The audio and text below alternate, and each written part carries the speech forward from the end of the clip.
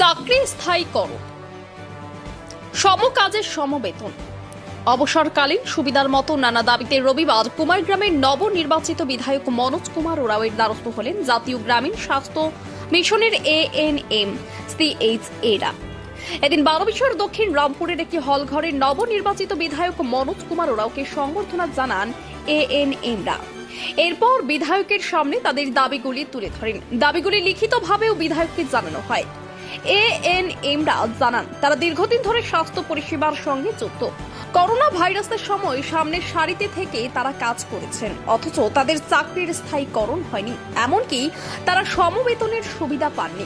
অবসরের পর তাদের পেনশনের কোনো সুবিধা নেই। এইসব বিষয়ে এদিন বিধায়কের নজরে আনেন ANM-রা। জানা গিয়েছে, এদিন কুমারগ্রাম বিধানসভা কেন্দ্রের বিভিন্ন এলাকার ANM-রা দক্ষিণ রামপুরের একটি হল ঘরে জমায়েত হয়ে বিধায়কের হাতে দাবিপত্র তুলে দেন।